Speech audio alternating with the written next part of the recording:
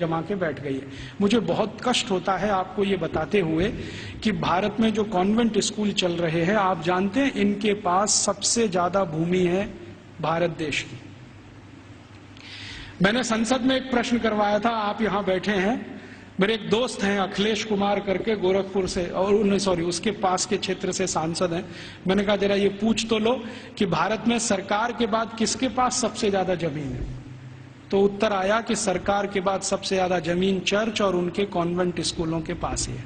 Railway से भी ज्यादा जमीन इनके पास है और हजारों हेक्टेयर जमीन एक एक रुपए के लीज पर दी गई है। हजारों हेक्टेयर, 1 रुपए का लीज, 2 रुपए का लीज, माने साल में वो 1 ही रुपया देते हैं, हजारों एकड़ जमीन भारत की इस्तेमाल कर रहे हैं और उनकी मिल्कियत है।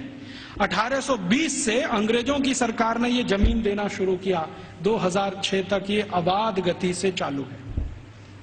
हमारी ही जमीन है, हमारा ही पानी है, हमारे ही संसाधन है।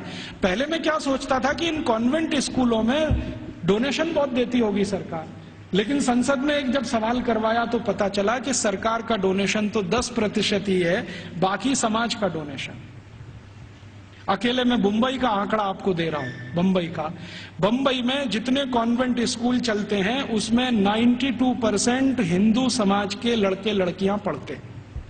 92%, 2.5% क्रिश्चियन समाज के हैं और बकाया में मुसलमान हैं। ये है स्थिति।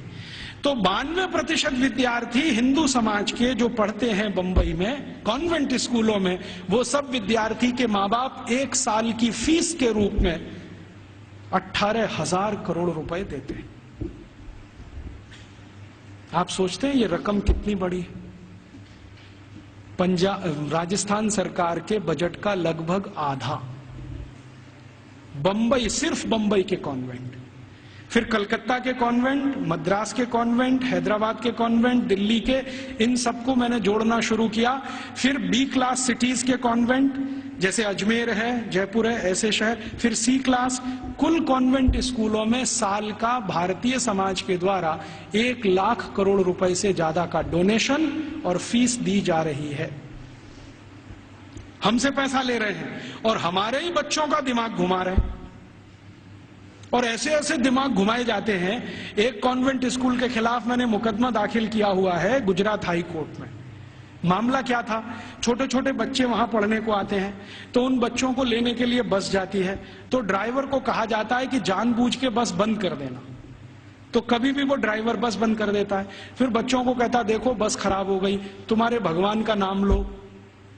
तो बच्चे का नाम लेते हैं, हनुमान जी का, राम का, बस चालू नहीं होती। फिर वो कहता देखो तुम्हारे भगवान तो कमजोर हैं, ये तो चालू नहीं हो रही। अब ईसा मसीह का नाम लो। जैसे ही बच्चे ईसा मसीह का नाम लेते हैं वो तुरंत स्टार्ट कर देता है। तो 3-3 साल के बच्चों के दिमाग में आ जाता अरे ईसा मसीह तो बहुत ताकतवर है। फिर वो बच्चे आके अपने घर में मम्मी पापा को बोलते हैं अरे देखो हमारी बस खराब हो गई थी, हमने ईसा मसीह का नाम लिया, वो चालू हो गई। ये मैंने एक घर में एक बच्चे के मुंह से सुना। उस दिन मेरी आत्मा हिल गई। मैंने कहा ये हो क्या रहा है। आज मैं आपके यहां आने से पहले शाहपुरा एक छोटे से नगर में था, तो वहां पर राम सनेही संप्रदाय के एक बड़े संत हैं। उन्होंने तो कहा कि इतना ही नहीं होता, कॉन्वेंट स्कूल में आगे भी होता है। बच्चे जो छोटे छोटे होते हैं ना, जिनके मन भोले भाले हैं, उनको एक खेल खिलाया जाता है कि उनके राम और कृष्ण है ना, उनकी मूर्तियां बनाई जाती हैं मेटल्स की और बच्चों को दिया जाता है। फिर वो कहते हैं कि स्विमिंग पूल में इनको तैराओ, तो बच्चे उनको डाल देते हैं, वो सब डूब जाती है क्योंकि मेटल्स की। तो कहते हैं देखो तुम्हारे भगवान डूब गए। फिर उन्हीं छोटे छोटे बच्चों को काष्ठ की मूर्तियां दी जाती है, लकड़ी की, ईसा मसीह की, कहते हैं तैराओ, तो वो तैरने लगती है। तो बच्चों को कहते हैं देखो ईसा मसीह इतने ताकतवर हैं कि वो तैर सकते हैं, रामकृष्ण तो डूब गए, तो तुमको भी तो लोकमान्य तिलक की इस बात को फिर याद करें। दुश्मन हमसे ताकतवर है, बहिष्कार करो और असहयोग करो। बाद में गांधी जी ने उसको और तेज से कहा।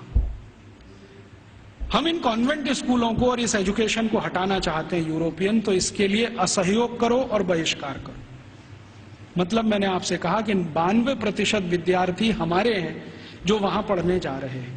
इनको रोको और हम इसको अपने घर से शुरू करें कि हम हमारे घर के किसी बच्चे को कॉन्वेंट में नहीं पढ़ाएंगे।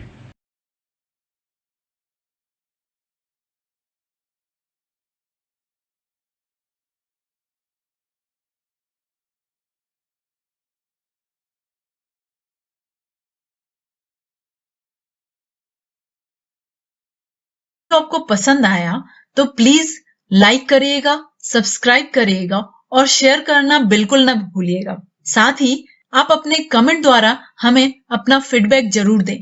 धन्यवाद।